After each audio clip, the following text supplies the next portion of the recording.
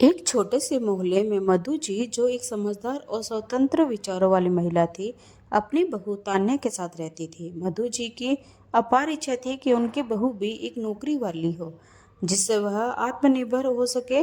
जब तान्या ने अपनी पहली नौकरी के लिए बैंक में चयनित होने की खबर दी, तो मधु जी को गर्व महसूस हुआ। तान्या ने बैंक की ब्रांच मैनेजर के रूप में काम शुरू किया और वह मोहल्ले की पहली नौकरी वाली बहू बन गई। तब से ही मोहल्ले में उनकी चर्चा होने लगी। पड़ोस की अंजलि अक्सर तंज कसने से नहीं चूकती थी। एक दिन जब मधु जी सुबह की सैर के दौरान अंजलि से मिली, तो उसने तान्या की आधुनिकता पर व्यंग्य करते हुए कहा, मधु जी, आपकी बहू आजकल तो बहुत ही खुलकर घूम रही है। ना सिर पर दुपट्टा, ना आंखों में शर्म, बस गाड़ी चला रही है। मधु जी की सोच में एक हलचल हुई, लेकिन उन्होंने अंजलि का जवाब नहीं दिया। उन्होंने मन में सोचा, यह पहली बार नहीं है जब अंजलि ने मेरी बहू पर ताना मारा है। तान्या की मेहनत की सराहना करने की बजाय लोग केवल उसके कपड़ों और बाहरी रूप पर ध्यान केंद्रित करते हैं। तान्या का स्वभाव बेहद अच्छा था और उसे हर किसी का सम्मान करना आता था। वह नौकरी के साथ साथ अपने ससुराल की जिम्मेदारियों को भी बखूबी निभा रही थी। लेकिन जैसे ही उसने शादी की, तब से ही उसके प्रति लोगों की नज़रें बदल गई थी। उसकी साड़ी और दुपट्टा पहनने की आदतें अचानक से लोगों को चौंकाने लगी। एक दिन जब तान्या बैंक से लौट रही थी, उसे अंजलि और एक अन्य पड़ोसी सुमन ने देखा। तान्या ने हेलमेट उतारते ही देखा कि उसकी स्टॉल गिर गई। अंजलि ने तंज कसा, अरे तान्या, अभी से दुपट्टा गिराने लगी हो। हमारी उम्र में भी हम सिर ढक कर रखते थे। तान्या ने कुछ नहीं कहा और घर चली गई। जब उसने अपनी सास मधु जी को बताया, तो उन्होंने समझाते हुए कहा, तान्या, तुम्हें इस तरह की बातों से विचलित नहीं होना चाहिए। तुम्हारा सम्मान तुम्हारे कार्यों और आचरण से है। किसी के तानों को अपने आत्मसम्मान पर हावी मत होने दो। तान्या थोड़ी उदास थी, लेकिन मधु जी की बातें सुनकर वह समझ गई।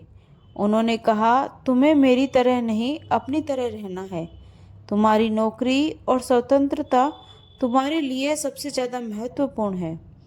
जब तान्या ने यह सुना, तो उसके आत्मविश्वास में वृद्धि हुई। उसने मन में ठान लिया कि वह अपने तरीके से जिएगी और किसी की बातों से प्रभावित नहीं होगी। एक दिन तान्या ने अपनी सास को बताया कि उसे हेड ऑफिस जाना है और उसने एक सुंदर कोट पहना।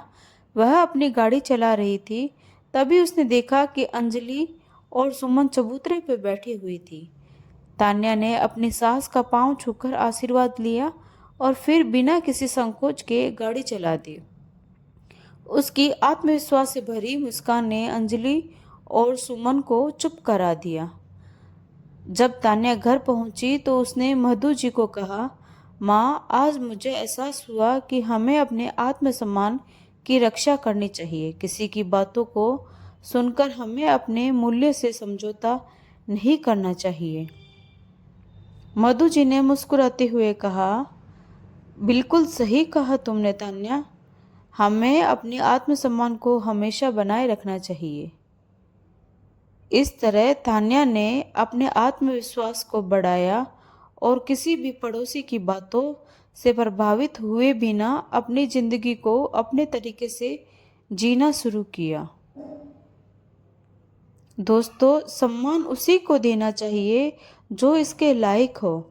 हमें अपने आत्मसम्मान को ताक पर रखकर किसी को इतनी इज्जत नहीं देनी चाहिए कि वह हमारी खुशी छीन ले। क्या आपने कभी अपने आत्मसम्मान को ताक पर रखकर किसी को आवश्यकता से अधिक सम्मान दिया है? इसका परिणाम क्या रहा? क्या कभी ऐसा हुआ है कि किसी ने आपकी जीवन शैली या व्यवहार पर अनचाहा हस्तक्षेप किया हो? आपने इस स्थिति को कैसे संभाला? कमेंट करके ज़रूर बताएं। दोस्तों, अगर आपको ये कहानी अच्छी लगी हो, तो वीडियो को लाइक, शेयर और सब्सक्राइब करना ना भूलें। तो मिलते हैं एक नई कहानी के साथ। तब तक के लिए धन्यवाद।